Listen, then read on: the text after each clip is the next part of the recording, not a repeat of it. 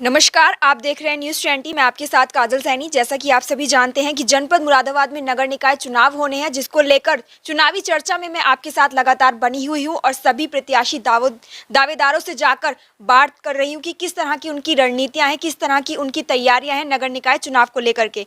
ऐसे ही एक प्रत्याशी दावेदार इस वक्त हमारे साथ जुड़े हुए हैं वार्ड 17 से करणदीप सिंह संधू जी। तो चलिए उनसे बात करते हैं कि क्या कुछ तैयारियां हैं उनकी नगर निकाय चुनाव को लेकर के। पहले तो बहुत बहुत स्वागत है सर आपका न्यूज़ 20 चैनल में। शुक्रिया, धन्यवाद। सबसे पहले सर मैं आपके प्रारंभिक जीवन के बारे में आपसे जानना चाहूँगी। मैम, मेरा नाम करणदीप सिंह संधू है जी और मैं बेसिकली बाय बर्थ मुरादाबाद में ही रहता हूँ। जी और मेरा शुरू से एजुकेशन जी और सारा कॉलेज सब मुरादाबाद से ही हुआ है। जी सर परिवार के बारे में थोड़ा जानना चाहूँगी मैं। आप परिवार के बारे में थोड़ा बताइए। मेरी फैमिली एक जॉइंट फैमिली है, जी जिसमें मेरे फादर और मेरे 3 ताऊ जी और हम पूरी जॉइंट फैमिली, ब्रदर्स वगैरह, सिस्टर्स सब हम इकट्ठे रहते हैं। परिवार का कोई एक ऐसा सदस्य जिसकी पहले से ही राजनीतिक पृष्ठभूमि रही हो। राजनीति में वैसे एक्टिवली तो कोई नहीं रहा है, जी लेकिन हाँ, संगठन के कार्यों में हर समय जब जब संगठन को हमारी ज़रूरत हुई है कि हमारी तरफ से कुछ होना चाहिए, हम संग रहे हैं संगठन के। तो आप मतलब पहले सदस्य हैं जो राजनीति के क्षेत्र में कदम रख रहे हैं। हाँ, ऐसा कह सकते हैं कि एक्टिवली मैं पहला सदस्य हूँ जो फ्रंट फुट पे आके राजनीति में आए हैं। अच्छा, आपके जीवन में ऐसा क्या घटित हुआ जिसकी वजह से आपने राजनीति के क्षेत्र में कदम रखा। जैसा कि मैं आपको बताऊं कि मेरा रोल मॉडल जो हैं वो सरदार भगत सिंह जी हैं। जी और उनके जीवन से मैंने बहुत कुछ सीखा है। हमारा क्षेत्र जो है वो काफ़ी डेवलपमेंट के बारे में पीछे चल रहा है, तो मैं चाहता हूँ कि इसमें कुछ क्रांतिकारी बदलाव लाए जाएं, भगत सिंह जी की सोच को आगे लाया जाए, लोगों को उनके इतिहास के बारे में भी बताया जाए और अपने क्षेत्र का डेवलपमेंट, उसकी रोड्स का, सड़क और अपने सफाइयों का, कुछ ग्रीनरी से रिलेटेड पार्क्स वगैरह डेवलप कराए जाएं। तो क्या आपके अकॉर्डिंग पिछले 5 वर्षों में आपके वार्ड में कोई किसी तरीके का कोई विकास नहीं हुआ। पिछले 5 वर्षों में हमारे वार्ड में काफ़ी सारे काम हुए हैं, लेकिन वो उसी पुराने पैटर्न पे हुए हैं। कोई नया पैटर्न या नया तरीका जिससे और गति मिले डेवलपमेंट को। तो आप किस तरह के बदलाव चाहते हैं। मेरा मानना है कि क्षेत्र के बुज़ुर्गों के लिए हमारे वार्ड में पार्क होना चाहिए, जिसमें एक्सरसाइजेस मशीन्स हों, वॉकिंग ट्रैक हो, बच्चों के लिए झूले हों, ताकि बच्चे हमारे क्षेत्र के, हमारे उसी में ही, अपने क्षेत्र में ही घूम सकें, खेल सकें, परिवार के साथ आउटडोर कर सकें, घरों में बैठ के अपने मोबाइलों में न लगे रहें। लगभग कितने मतदाता होंगे वार्ड 17 में। वार्ड 17 में लगभग 9 से 10 हज़ार करीब वोटर होगा। लगभग 10 से हाँ 11 हज़ार।